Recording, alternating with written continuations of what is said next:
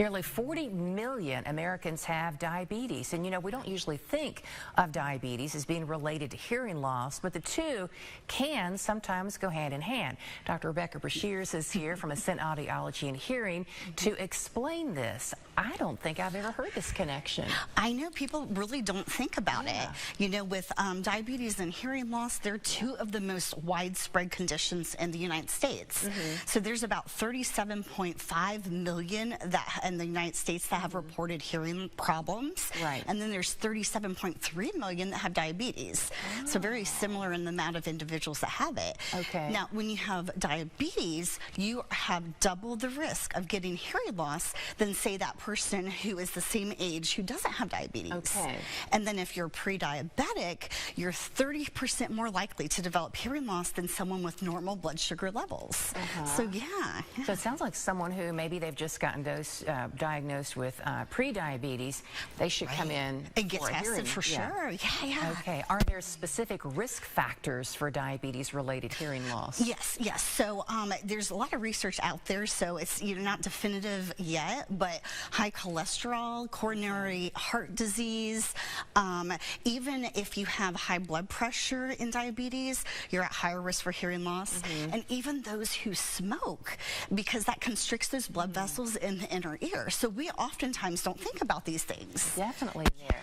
Yeah. What are some of the causes of hearing loss in individuals who do have diabetes? Yep. So with nerve damage, with diabetes, there's lots of different parts of the body affected. And so your eyes, your hands, your feet, your kidneys, even your ears.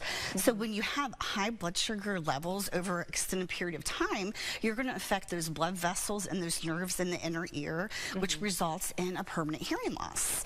You also, say, have consistent low blood sugar levels, and then you're going to affect that pathway that sound travels from the nerve to the brain in our inner ear. So it all ends up leading to a permanent hearing loss that once you have it, we can't take it away. Right. Not really anything you can do at that point. Is there a way to prevent hearing loss in those with diabetes? So, unfortunately, once you have the hearing loss, it's permanent.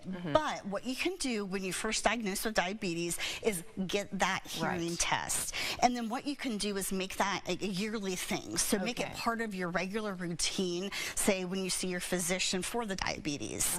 Of course, you want to maintain your blood sugar levels like your doctor said, diet and exercise. But even, the risk factor of smoking, if you can cut back on that or even quit, that would make a huge impact on your health and your hearing. It sounds like you got to make sure everything, you're checking up on everything when you get that diagnosis. Why do you think it's so important to try to prevent hearing loss to begin with if you have diabetes or maybe pre-diabetes? Well, kind of like we've been discussing, with hearing loss, it affects your overall life, your overall quality, your overall health.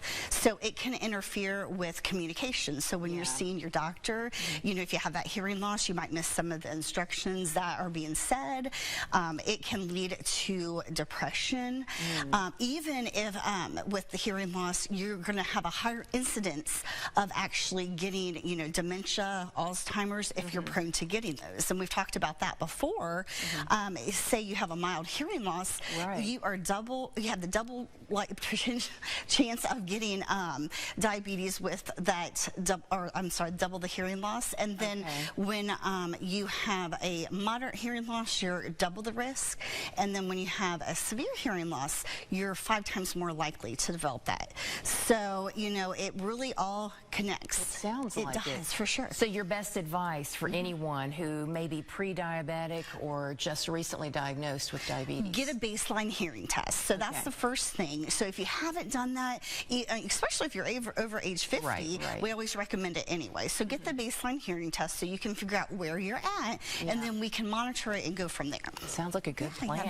All right, if people want to get in touch with you and make that appointment to get a checkup, what's the best way? Just give me a call at 304-948-5565. I'm here in Huntington on the corner of 6th Avenue and 9th Street. Well, great information and good reminders today. Dr. Thank you. Thanks so much.